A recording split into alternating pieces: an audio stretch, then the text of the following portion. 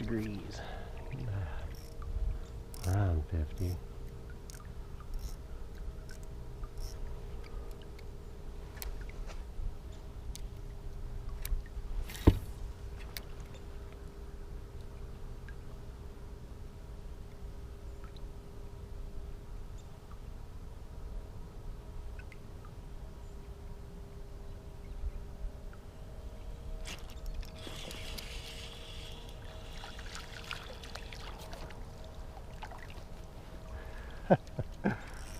Well, good morning, folks. It's Nick Mulbauer here, and we got a little unexpected fish this morning. We got a crappie on here. First cast of the morning. First cast, and we got a good white crappie on a Berkeley Gulp minnow, the 2.5 inch. Water's 46 degrees, so I'm gonna try throwing something mellow at him. But there we go, first fish of the morning. Just a nice little white crappie there. Kind of an exciting little start, unexpected. We got fish stacked up off of this point here, but I just worked that down a break, so that is an unusual way for me to catch a crappie. I'm hoping these fish are more energetic, and the fact that I got one on the first bite or the first cast makes me hopeful. I'll take a pile of crappie all morning. That's cool with me.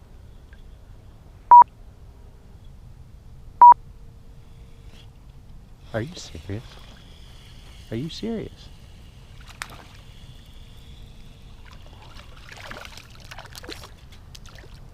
Oh my gosh. Alright guys, we have a lot of nothing to talk about right now. Okay, so check this out. Threw on a black hair jig. First cast. Tiny little bass, but guess what? I've been fishing for 2 hours since that crappie without a single bite, guys. So that is crazy. Absolutely crazy. I figured, heck, I got 1 hour left. I have absolutely nothing to lose. I'm gonna throw on this hair jig with a little bit of tinsel, and I get a bass first cast. All right, these fish are almost non-existent, I would say. They don't exist. It's like the body of water has no fish in it. I'm not marking any fish. I am not seeing any fish. I am not having any bites. And I'm not catching any fish. So it is just dead quiet today. And I'm like, I'm gonna put on this hair jig, and there's another one. Let's see if that'll get him to bite. What do you know about that, guys? Threw on a black hair jig, and we're starting to catch fish. That is ridiculous. I don't even know what to think.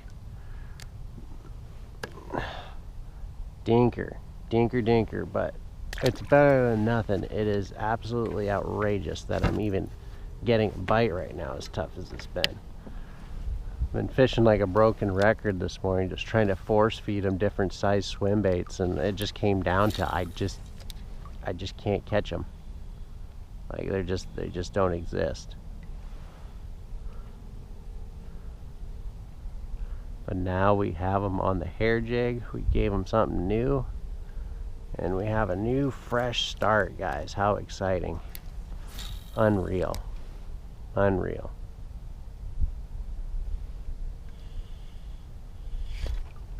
Unreal.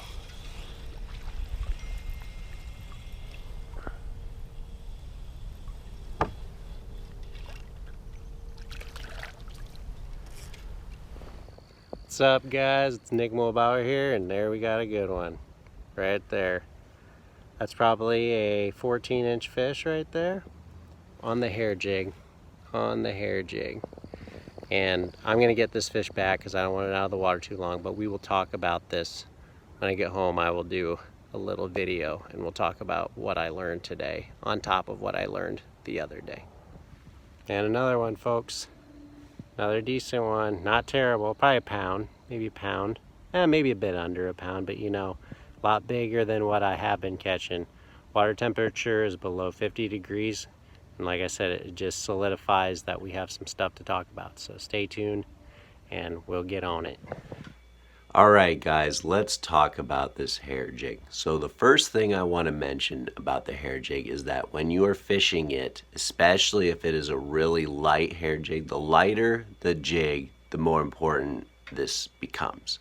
But the first thing I want to talk about is you want to be stationary when you're fishing the hair jig in these cold water temperatures. And what I mean by that is you want to be fishing from the bank. You want to be anchored, you want to be spot locked, you do not want to be drifting in any way. As much as you can alleviate drifting, you want to feel this lure at all times. If you are drifting, you cannot maintain 100% control of this lure. You want to be feeling the weight of that hair jig dragging across the bottom, coming upon rocks and trees, and you want to be feeling the weight of that hair jig getting bit at all times, because once you feel that light pressure that is a wintertime bass bite, you want to be ready to set the hook on that fish, because there's a very finite window where you want to be setting the hook on these bass, these lethargic bass. So you want to be stationary. You do not want to drift. That's the end all be all of that. Second thing I want to talk about is how slow you want to fish the hair jig. When these water temps dip below 50 degrees, I was fishing at around 46, 47 degrees the other day. I am just crawling that lure across the bottom. It is never losing contact with the bottom of the lake. It is in constant contact with the bottom. And when I come across a rock, here's my lure. Pitch it out there, falls to bottom, just dragging that lure as slow as I can stand, guys, as slow as you can stand it. That's how slow. Like this, I'm not even exaggerating how slow I'm fishing it. I feel the contact with a rock or like a submerged trunk or something, and I just slowly lift it up and over and then keep dragging it all the way to shore, guys, all the way to your feet, all the way to dry land. You do not want that hair jig to lose contact with some sort of surface all the way until the weight of that jig is at your feet. And the reason you want to have that lure soaking as long as you possibly can all the way to your feet is because those bass will wait until the very last second to pick up that hair jig to bite it. That's what I found out. What I believe these bass do in their lethargic state, they are following that hair jig, just dragging bottom. They're just looking at it. They're observing it, analyzing it. And when they feel like it's their last opportunity to get that hair jig, if they want it enough, they will bite right at bank, right at the very last second. And the bite is not a hard crush either. It is just a slurp. They just take it into their mouth. And if they want it bad enough, they'll hold on to it or they'll spit it just as fast. Because these fish have a lot of time to analyze these baits. I don't think they are reacting to it. It's not a reaction strike. They're actually choosing to eat this hair jig in freezing cold water. They're picking up and having it as a meal, I think. That's what I believe. Let's talk about this bite window. So what I mean by that is when you throw it out there, like I said, these bass are just analyzing this hair jig. They're just looking at it. It's moving so slow that they can just stare at it at their leisure. But when they finally pick it up, you feel that pressure, but you cannot set the hook right away because you'll just whiff it. They're not going to be there. You're going to miss them. But if you feel the weight of that bass, pick it up. Just hang tight just for 1 second. If the bite kind of stays, then set the hook on them.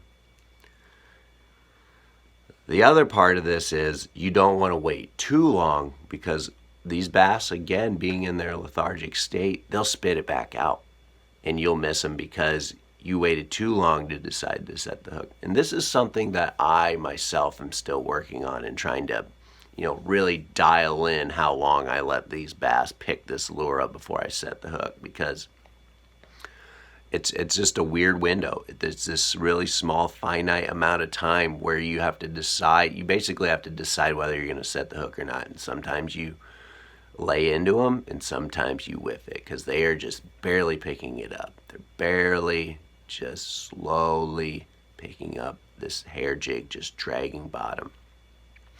In summary, you want to fish stationary. You have to have full control of the hair jig.